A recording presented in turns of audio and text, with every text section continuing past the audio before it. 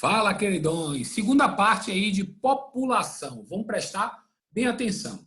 Ô, Bart, na primeira parte, você disse que o número de habitantes do mundo estava aumentando, porém num ritmo menos acelerado. Beleza. Mas no Brasil também, olha aí, ó. O número de habitantes continua aumentando, porém num ritmo menos acelerado. Bart, um pouquinho curioso. Na primeira parte, você falou que a gente estava com 209 milhões de habitantes. Aqui está dizendo 190 milhões. E aí, cuidado. Aí é o dado do censo 2010. A gente tem uma prévia desse censo, e na prévia do censo, o Brasil está com 209 milhões de pessoas. Tá certo?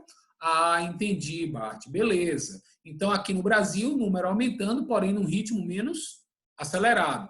Outra dúvida, Bart, olhando o gráfico, ele está iniciando em 1872, século XIX, segunda metade. Por que não antes? Aí foi a data que começou, que foi feito o primeiro censo no Brasil. Ah, o IBGE é de 1872. Não. Foi feito, mas não foi pelo IBGE, foi feito no segundo reinado. O IBGE foi criado na década de 30, no governo de Getúlio Vargas. Beleza? Não pode esquecer esses detalhes. Segue o baile.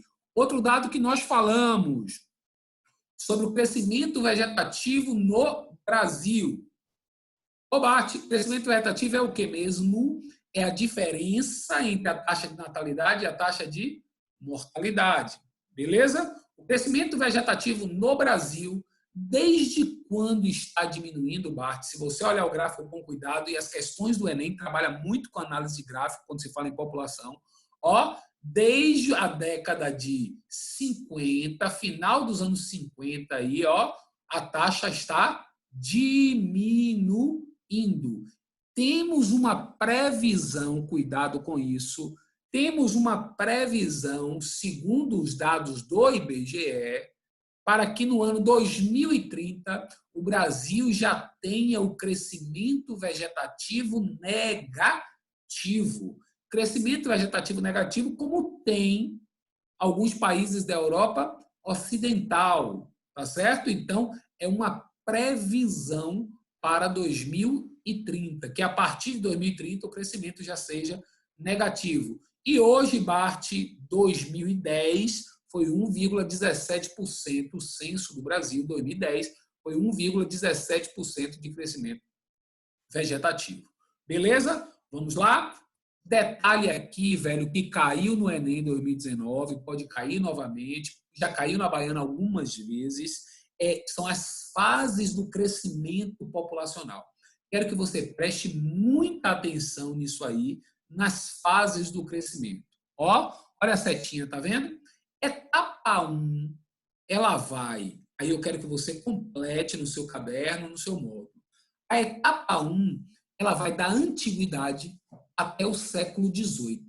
Raciocina comigo. Na antiguidade até o século XVIII, a taxa de natalidade era alta ou era baixa? Alta. Não existia método anticoncepcional? Ou, se existiam os métodos anticoncepcionais, eles não eram tão eficazes? Beleza? Não existia uma preocupação com o número de filhos, pelo contrário, da antiguidade. Pensa em Antigo Testamento. É normal 20, 30 filhos. A poligamia era comum. Então, nascia muito. E também morria muito. O Bart morria muito porque não tinha remédio, não tinha saneamento, guerras constantes. Olha só, para o gráfico, se nasce muito, mas também morre muito, o crescimento vegetativo ele foi pequeno. Nasceu 100, morreu 99, nasceu 99, morreu 100, o crescimento vegetativo era baixo. Beleza? Primeira fase que foi até o século XVIII. A segunda fase, complete, ela foi do século XVIII até a primeira metade do século XX, até um pouco logo depois da Segunda Guerra. O que é que aconteceu?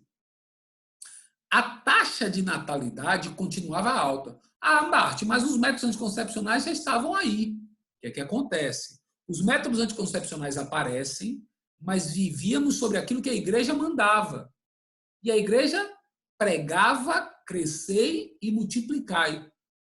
ela não era a favor da utilização de métodos anticoncepcionais. Não adiantava ter o método se você não estava o quê? Usando o método. A taxa de natalidade é alta.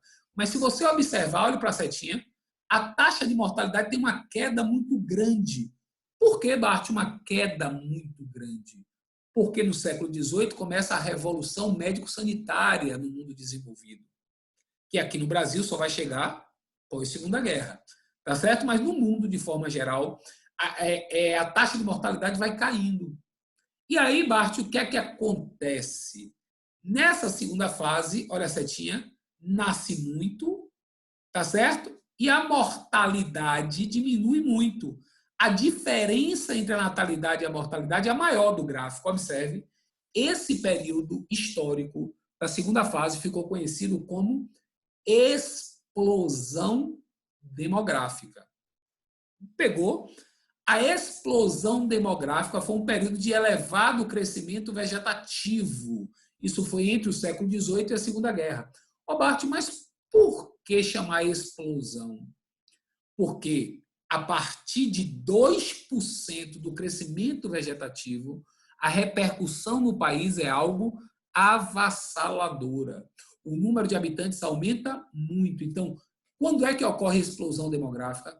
Quando o crescimento vegetativo é superior a 2%. Beleza? Então, primeira fase, nasce muito, morre muito, baixo crescimento vegetativo. Segunda fase, continua nascendo muito, mas morre pouco por causa da revolução médico-sanitária. Explosão demográfica. Peço total atenção. Se a prova estiver falando assim, a explosão demográfica acaba no mundo inteiro na década de 50.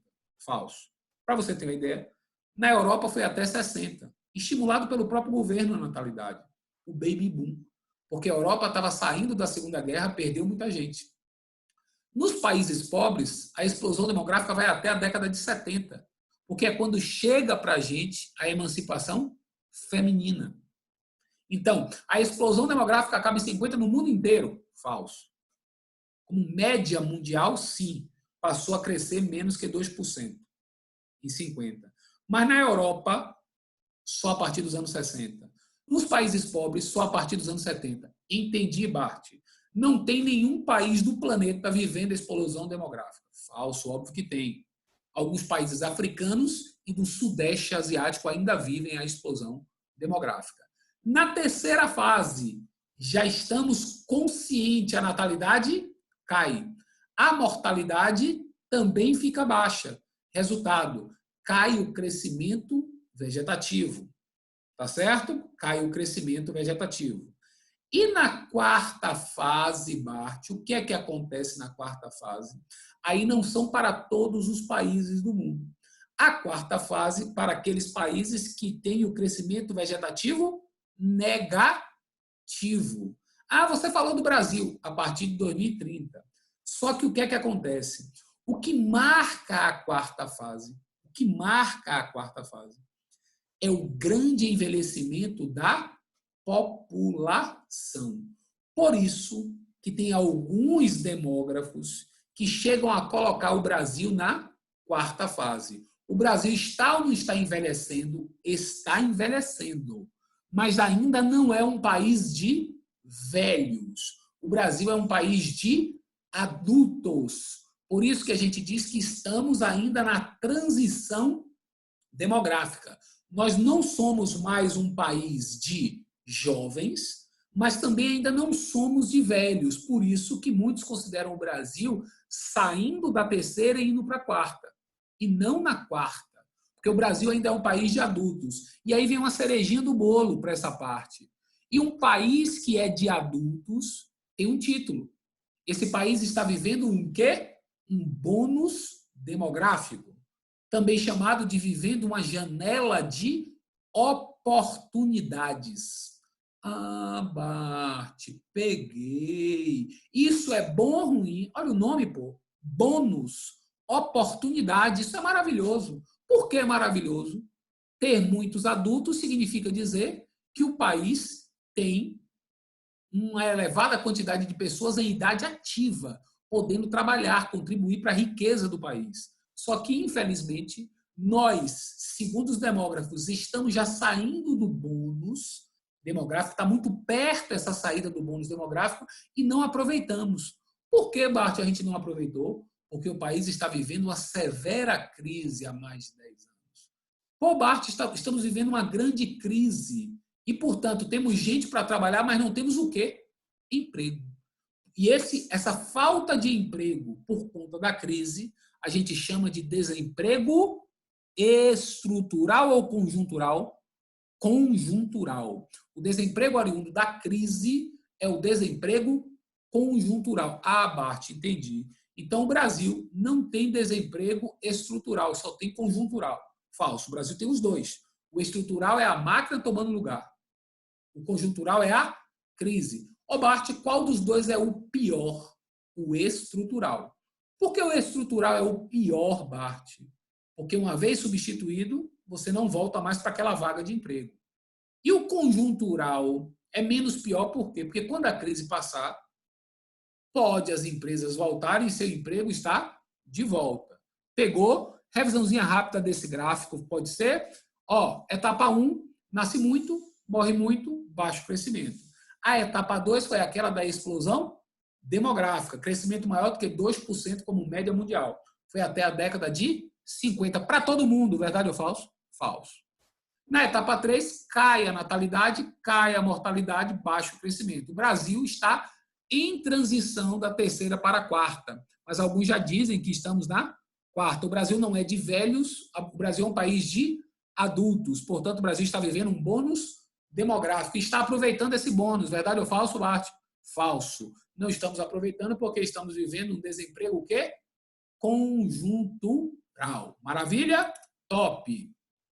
E a distribuição dessa população, Bart? Você falou, são 7,7 bilhões de pessoas distribuídas de forma regular ou irregular.